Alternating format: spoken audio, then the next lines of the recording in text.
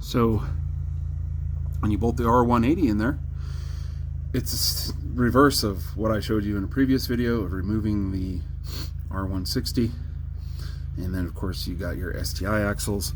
When you put the axles in, what you do is have the R180 either on a low, on the jack when it's really low, or on the floor. Push the axles into the differential housing and have them in there first before you start raising it. And then what you do is when the R180 is on the floor, you might have to jack it up a little first, like 6 inches or who knows, something like that. And then you can finagle the axles up and like through these spaces here, up in here, up past everything, and slide them into the hubs. So it takes a little bit of time. You got to do it just you can see on the other side there where, you know, you have to maneuver the axles through and in there. So you'll have to do that with the rear housing kind of low down, and you'll get it. I did it myself. If I can do it, anyone can do it. So when you do push the axles in, when you first push them in, you have to give them an extra little shove, because when you have the pry bar,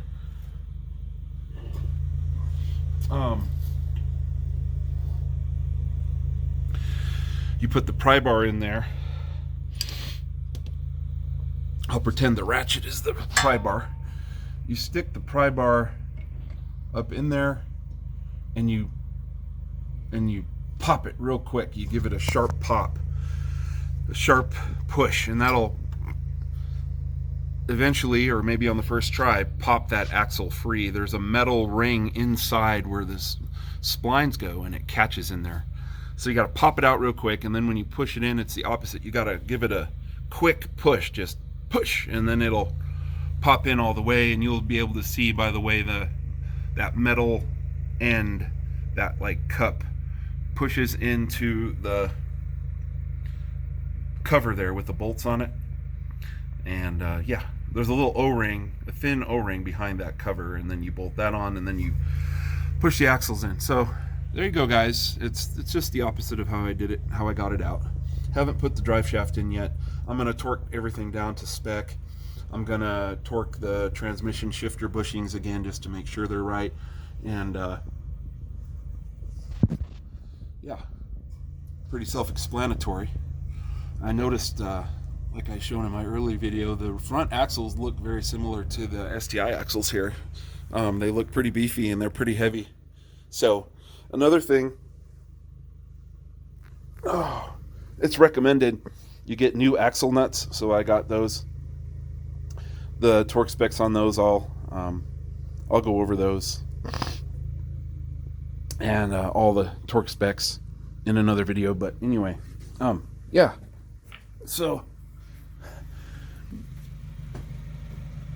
I haven't got the front axles in yet.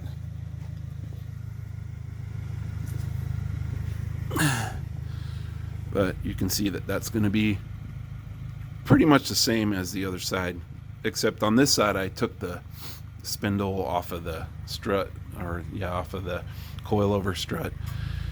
So it just was easier to get it out when I was trying to get the darn WRX axles out. Shouldn't be too bad. Of course, usually everything's more of a pain than you think it's going to be. Anyway, I hope this helps, and on to the next part. I still got all my stuff laying around. My intake manifold, the BRZ fuel rails with the line connecting them. I got my injectors, went with the injector dynamics. I'll get more into the fuel system later. I got my factory fuel injectors cleaned and sent back to me. I got my transmission fluid. I've got my rear differential fluid. I'm not going to reuse those engine mounts. I'll explain that later. Got my whole top, side, bottom engine pipes and parts everywhere. As soon as I get that drive shaft out of there and some stuff out of the way, I'll put everything nice and flat and more spread out on the table. I made an error Not really a bad error, but I ordered that hard line for the clutch coming from the master cylinder going to the flexible line to the slave cylinder. I ordered this part over here. It's the same exact hard line that's in the WRX already. It is easier to change this out when it's not in the car, so you can get to the flare nut better. I got my STI slave. I blocked it off. I'm going to bleed it soon. I'm going to install everything onto the firewall first, and then I'll bleed that out. Yeah, it's the same. The only new thing is this Cusco clutch line. So anyway, yeah. And I got the crush washers, and I had them somewhere the other night, and where the heck I put them, I don't know. And oh, there's my dog. That's Hannah dog. That's my sweet Springer Spaniel. And anyway, I don't know. Does my wife want to be in one of my videos? She doesn't want to be in the video. She just got home and she just walked away. She doesn't want to be in. I don't blame her. So when you saw the rear STI axles, they look very similar to the front axles that came out of the WRX transmission that were already in the car. These were in the car. They look pretty beefy. I have read articles that you don't have to use the STI axles up front necessarily unless you're doing like super high horsepower, like, I don't know, 800 or higher horsepower. I don't know for sure. I'm going to use these and see how it goes. That's the old axle that came out of the rear differential of the WRX differential. And there's, of course, there's my WRX transmission that's still intact. I'll see if someone wants to buy that with the drive shaft and the axles and stuff. But there's that. My garage, it's just seems like a mess to me, but it's okay. I fixed my fence, by the way, inside the yard there. Weather's a little bit different than it was yesterday. It's my wife's WRX 2018 Premium with the STI exhaust. It's pretty mellow. In the process of getting this tuned right now. Obviously not going to want to do any third gear wide open throttles today. Yeah, I'd like to get my snowblower out, but it is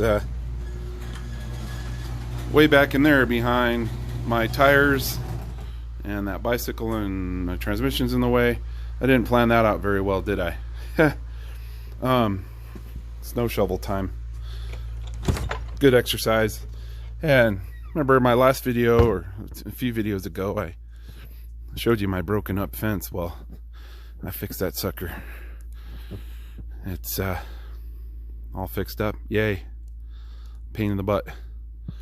And yeah, we got, looks like about 6 inches of snow so far. Having a good time here in Wyoming.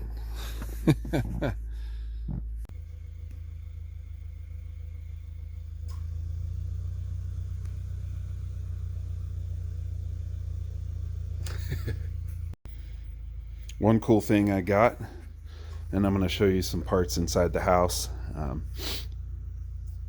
I got a box from ETS. I didn't get my intercooler yet, but I'm going to get it from them. But what I did get was my intercooler piping and the intake.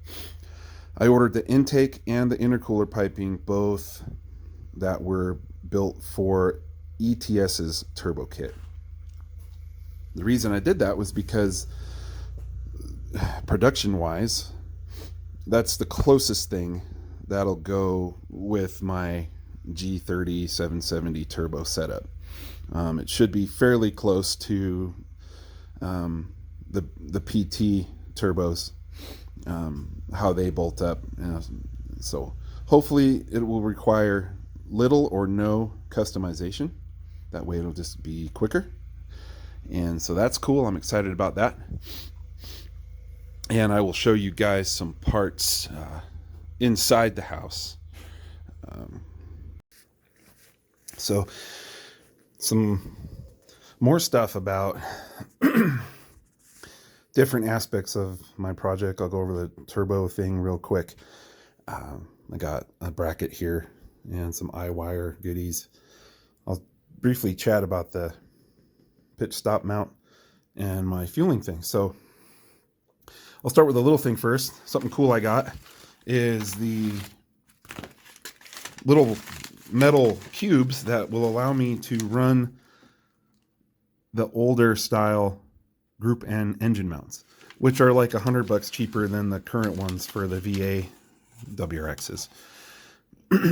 I got those from BWC Fabrications, and they're like $15. So that's cool. I'll save like $100 on my engine mounts because I wanted to upgrade them anyway. So there we go. The pitch stop mount, I don't know, year and a half, 2 years ago, I ordered the Group N pitch stop for my WRX, and this is what I got in the mail. It says STI on it. This one doesn't say STI on it, but there's no difference. So either I did not get the Group N when I ordered it, or my car came with it. The WRX came with it. So I don't know. There's no difference in the bushings. I don't really understand the Group N pitch stop mount deal. No big deal. I did tell a difference between the Group N transmission mount for sure. That was a pretty obvious difference, but this is not. Anyway, another cool thing, I got a top mount oil cooler bracket. This one is from S-Good Performance and comes with the hardware to bolt the cooler to the brackets and to bolt the brackets to the engine in the back or the transmission. I'm not quite sure exactly where it bolts to yet, but I will once I get my engine back in the car. This one is made for the BRZ manifold because that's what I have, and the Mishimoto oil cooler. I think that if you have a BRZ manifold, he only makes this bracket kit for the Mishimoto oil cooler. If you have a factory manifold, you can get the bracket for both the Perrin or the Mishimoto. I'm pretty sure that's how it is. So anyway, that's cool. I'm going to have to relocate my AOS again because I got the bracket from Killer Bee that allows a guy to run the AOS in the back there where the factory intercooler used to be. And it's in a really nice location. Now I'm going to have to move it over to the left in that space in the engine bay between the ECU and this. I can probably pretty easily make a bracket coming off of here and bolting down to where this bolts to and make a little bracket for my AOS. I'll get to that down the road. Got my iWIRE stuff. I already showed you this in the parts video. I ordered the little depinning tool set from iWIRE. That's just really convenient. I'm going to do a dedicated video on installing the STI to seat, STI to WRX. What am I trying to say? The WRX harness to the STI seat heater switches. That's this. Another really cool thing, I got the Dccd Pro Spider controller from iWIRE finally. It probably looks worse than it is. It's mostly plug and play. It's just a matter of running the wires correctly and mounting the box correctly. And this little like gyro, this mounts in under the console, center console.